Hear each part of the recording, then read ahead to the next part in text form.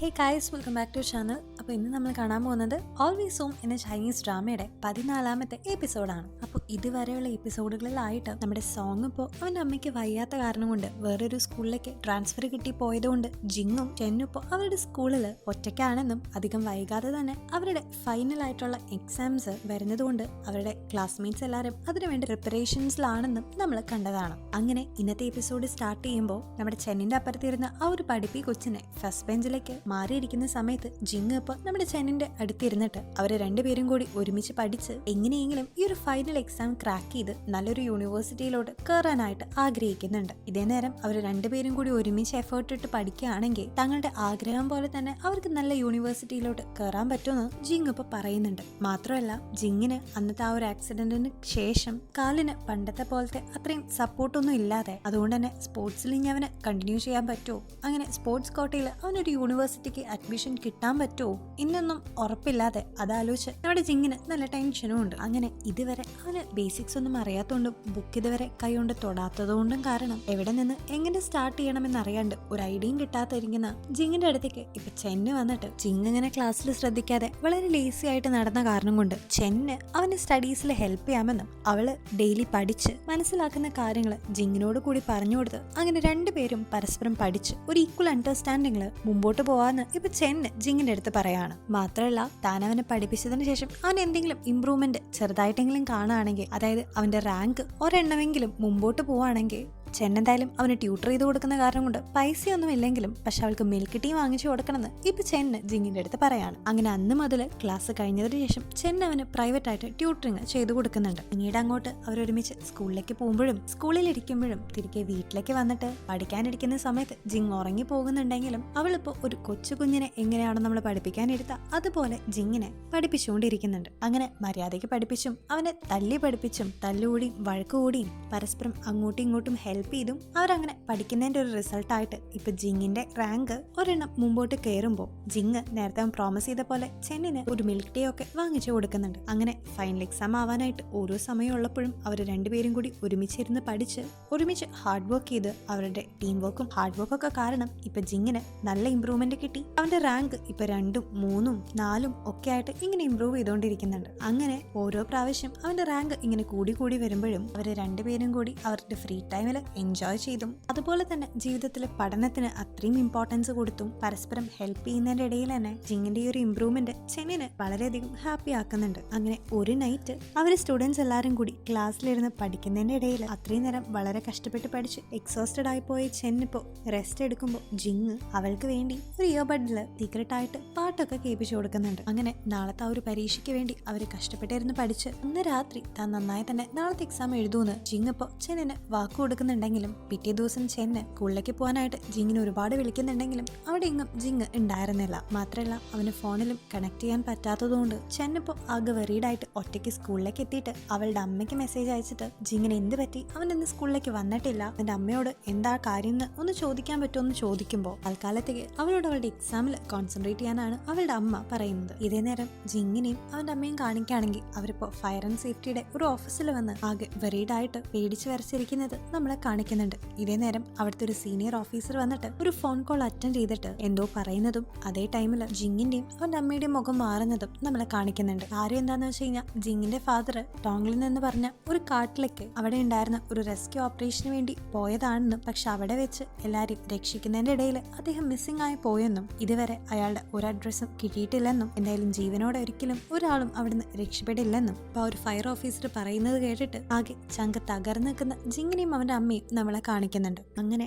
അവന്റെ ഫ്യൂണറൽ നടക്കുന്ന ആ ഒരു സമയത്ത് ഇതുവരെയും തന്റെ അച്ഛൻ മരണപ്പെട്ടു എന്ന ആ ഒരു ഫാക്ട് അംഗീകരിക്കാൻ പറ്റാതെ നിൽക്കുന്ന ജിങ്ങിനെ ഒരു വാക്കുപോലും പറഞ്ഞ് അവനെ സമാധാനിപ്പിക്കാൻ പറ്റാതെ വിഷമിച്ചിരിക്കുന്ന ചെന്നിനെ നമ്മളെ കാണിക്കുന്നുണ്ട്. അങ്ങനെ ദിവസങ്ങൾ ഒരുപാട് കടന്നുപോയിട്ടും ജിങ്ങിനെ ഇപ്പോ സ്കൂളിലേക്കോ അവരുടെ സീക്രട്ട് ആയിട്ടുള്ള ആ ഒരു ബേസിലേക്കൊന്നും കാണാത്തോണ്ട് ആകെ വെറീഡ് ആകുന്ന ചെന്നിപ്പോ അവന് മെസ്സേജ് അയച്ച് ക്ലാസ്സിന് ശേഷം അവർക്ക് ഒരുമിച്ച് മീറ്റ് ചെയ്യാന്ന് പറയുകയും അവൾ പറഞ്ഞതുപോലെ തന്നെ ക്ലാസ് കഴിയുമ്പോൾ ജിങ് ഇപ്പോൾ അവളെ കാണാനായിട്ട് അവരുടെ സീക്രട്ട് ആയിട്ടുള്ള ഒരു സ്ഥലത്തേക്ക് വരുന്നുണ്ട്. അവിടെ വെച്ച് ചെന്നിപ്പോ നോർമലായിട്ട് അവനെ സന്തോഷിപ്പിക്കാനായിട്ട് ഒരുപാട് കാര്യങ്ങളൊക്കെ ചെയ്ത് അവന് ടീയൊക്കെ കൊടുക്കുന്നുണ്ടെങ്കിലും അവളുടെ മുഖത്തേക്ക് നോക്കാതെ കലങ്ങുന്ന അവന്റെ കണ്ണുകളെ ചെന്നിന് മനസ്സിലാക്കാനായിട്ട് സാധിച്ചിരുന്നു. അങ്ങനെ പിന്നീട് നമ്മൾ കാണുമ്പോൾ തന്റെ അച്ഛന്റെ ഫോട്ടോയിൽ നോക്കിയിരിക്കുന്ന ജിങ്ങിന്റെ അടുത്തേക്ക് അവന്റെ അമ്മ വന്നിട്ട് അവന്റെ അച്ഛൻ മരിക്കും മുമ്പ് അവസാനമായിട്ട് പറഞ്ഞിരുന്നത് പോലെ അവിടെ അടുത്തുള്ള ഒരു സ്പോർട്സ് യൂണിവേഴ്സിറ്റിയിൽ പോയിട്ട് കോമ്പറ്റീഷനിൽ ടേക്ക് പാർട്ട് ചെയ്യാനായിട്ട് അവന്റെ അമ്മ ഇപ്പോൾ അവന്റെ അടുത്ത് പറയുകയും എന്റെ അച്ഛൻ പറഞ്ഞ ആ ഒരു വാക്ക് കേൾക്കാനായിട്ട് അവൻ തീരുമാനിക്കുകയും ചെയ്യുന്നുണ്ട്. അങ്ങനെ അടുത്ത സീനിൽ നമ്മൾ കാണുന്നത് തന്റെ അച്ഛന്റെ ആ ഒരു രൂപം മനസ്സിൽ ആലോചിച്ച് തന്റെ ഡ്രീമിലേക്ക് കടക്കാനായിട്ട്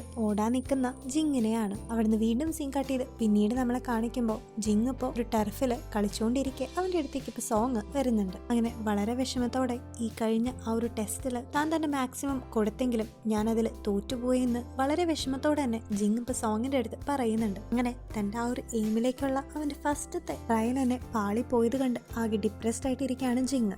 പക്ഷെ അതിലുമുപരി ശരിക്കും അവനെ തളർത്തുന്നത് വേറൊരു കാര്യമാണ്. അതായത് അന്ന് അവന്റെ അച്ഛൻ പോയ സമയത്ത് അവന്റെ അച്ഛന്റെ ഡ്യൂട്ടി ആയിരുന്നില്ലെന്നും അന്ന് ജിങ്ങിന് വേണ്ടിയിട്ട് ഒരു കോച്ചിനെ കണ്ട് ഇങ്ങനെ എങ്ങനെയെങ്കിലും ട്രെയിൻ ചെയ്ത് അവന്റെ ആ ഒരു സ്പോർട്സ് എന്നുള്ള ആ ഒരു എംബിഷൻ നടപ്പിലാക്കാനായിട്ട് ആ ഒരു കോച്ചിനെ ചെന്ന് കണ്ട് അവന്റെ കാല് പിടിച്ച് ഒരുപാട് റിക്വസ്റ്റ് ചെയ്യാനായിട്ട് പോയതാണെന്നും അങ്ങനെ പോയി കണ്ട കാരണം കൊണ്ടാണ് ഡ്യൂട്ടി മാറി വന്നിട്ട് കഷ്ടകാലത്തിന് ആ ഒരു സ്ഥലത്തേക്കുള്ള ഡ്യൂട്ടി തന്റെ അച്ഛന് കിട്ടിയതെന്നും ജിങ് ഇപ്പോൾ സോങ്ങിന്റെ അടുത്ത് പറയുന്നുണ്ട്. അതായത് തന്റെ അച്ഛൻ മരിച്ചതിന് ഇൻഡയറക്റ്റ് ആയിട്ടുള്ളൊരു കാരണം താൻ തന്നെയാണ് എന്ന ആ ഒരു കുറ്റബോധവും വിഷമം കൊണ്ടൊക്കെയാണ് അവനിപ്പോൾ ഇത്രയും ഡിപ്രസ്ഡ് ആയിട്ട് ഇരിക്കുന്നത്. അങ്ങനെ തിരിച്ചെന്ന് വീട്ടിലേക്ക് എത്തുമ്പോൾ അവൻ എത്ര വലിയ പരാജയമാണെന്നും അമ്മേനെ ഇങ്ങനെ വിഷമിപ്പിക്കുന്നതിൽ അവൻ സോറി ചോദിക്കുമ്പോൾ അങ്ങനെയൊന്നുമില്ലെന്നും ഈ ഒരു ഗെയിമിൽ തോറ്റെന്ന് പറഞ്ഞ് നീ ഒരിക്കലും ഒരു വട്ടപൂജയാവില്ലെന്നും എന്നും നീ എനിക്കും നിന്റെ അച്ഛനും ഒരു അഭിമാനമാണെന്നും അവന്റെ അമ്മ ഇപ്പൊ പറഞ്ഞ് അവനെ സമാധാനിപ്പിക്കുന്നുണ്ട്. പക്ഷെ അന്ന് മുതൽ പഴയ പോലെ ഉള്ള ഒരു ജിങ്ങിനെയല്ല നമുക്ക് കാണാനായിട്ട് സാധിച്ചിരുന്നത്. ഇപ്പോഴും തന്റെ വിൻഡോ ഒക്കെ അടച്ചു പൂട്ടിയിട്ട് വളരെ മെന്റലി സ്ട്രെസ്ഡ് ആയിട്ട് എല്ലാം വലിച്ചു വാരി തിന്ന് ഇങ്ങനെയാണ് തന്റെ വിഷമം മറക്കേണ്ടതെന്ന് അറിയാതെ വളരെ തളർന്നു കിടക്കുന്ന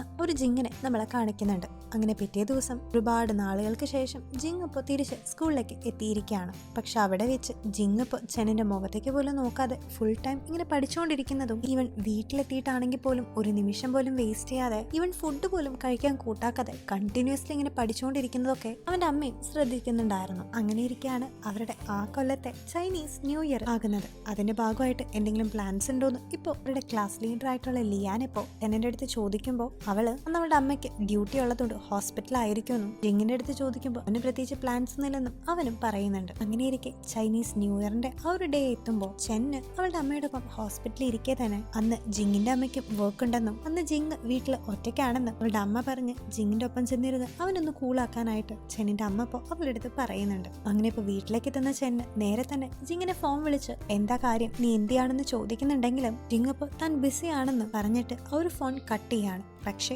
ആ ഒരു വിൻഡോ കൂടെ ഈ ഒരു ന്യൂ ഇയറിന്റെ ഒന്നും അവൻ കണ്ടിന്യൂസ് ആയിട്ടിരുന്ന് പഠിക്കുന്ന കാര്യം ചെന്നിന് മനസ്സിലായിട്ടുണ്ടായിരുന്നു. അതുകൊണ്ട് തന്നെ അവനെ ഒന്ന് പഴയ പോലെ ഹാപ്പി ആക്കി എടുക്കാൻ വേണ്ടിയിട്ടും പഴയ ആ ഒരു ട്രയോ ഗ്രൂപ്പിന്റെ എനർജിയും സന്തോഷമൊക്കെ ഒന്ന് റീഗെയിൻ ചെയ്തെടുക്കാൻ വേണ്ടിയിട്ടും അവളിപ്പോ നേരെ സോങ്ങിനെ വിളിച്ചിട്ട് പിന്നീട് അവളും സോങ്ങും കൂടി നേരെ നമ്മുടെ കണ്ണിന്റെ അപ്പുറത്ത് മുമ്പിരുന്നിരുന്ന അവളുടെ ക്ലാസ്മേറ്റും ഫ്രണ്ടും ആയിട്ടുള്ള ഡ്യൂമാൻ എന്ന ആ ഒരു പഠിപ്പി കൊച്ചിന്റെ അച്ഛന്റെ സൂപ്പർ മാർക്കറ്റിലേക്ക് ചെന്നിട്ട് അവിടെ നിന്ന് ഇപ്പൊ കുറെ ഡ്രിങ്ക്സ് ഒക്കെ വാങ്ങിച്ചുകൊണ്ട് വരുന്നുണ്ട്. അവർക്കിപ്പോ ലീഗലി ഡ്രിങ്ക്സ് ഒക്കെ കഴിക്കാനായിട്ടുള്ള ഏജ് കഴിഞ്ഞതും ഗേൾസിനെ പോലെ തന്നെ അവർക്കും ന്യൂ ഇയർ അടിച്ചു പൊളിച്ച് ആഘോഷിക്കാൻ പറ്റുമെന്നൊക്കെ പറഞ്ഞിട്ട് സോങ്ങും ചെന്നും കൂടി കുറെ ഡ്രിങ്ക്സ് ഒക്കെ വാങ്ങിച്ച് ജിങ്ങിന്റെ വീട്ടിലേക്ക് അവന്റെ ഒപ്പം ന്യൂ ഇയർ ആഘോഷിക്കാനായിട്ട് കയറി വരുന്ന ഒരു സീനോട് കൂടിയിട്ട് ഇന്നത്തെ എപ്പിസോഡ് ഇവിടെ എൻഡ് ചെയ്യാണ്. സോ ഗൈസ്, നിങ്ങൾക്ക് ഈ ഒരു എപ്പിസോഡ് ഇഷ്ടപ്പെട്ടു എന്നാണ് ഞാൻ വിചാരിക്കുന്നത്. പക്ഷെ എന്തൊക്കെ പറഞ്ഞാലും ജിങ്ങിന്റെ അച്ഛൻ മരിച്ച ആ ഒരു സീന് സത്യം പറഞ്ഞാൽ ഇത്ര ഇമോഷണൽ ഇനി ആയിരുന്നു. എനിവേ ജിങ് ഇപ്പോൾ വളരെ ഡിറ്റർമൈൻഡ് ആയിട്ട് ലൈഫിൽ മുന്നേറണമെന്ന് തീരുമാനിച്ചിരിക്കുകയാണ്. സോ അതുകൊണ്ട് ഇനി എന്തൊക്കെയാണ് ഇവരുടെ ലൈഫിൽ നടക്കാൻ പോകുന്നതെന്ന് ഇനി വരുന്ന എപ്പിസോഡ് കൂടെ നമുക്ക് കാണാം. അപ്പോൾ next episode take care and by.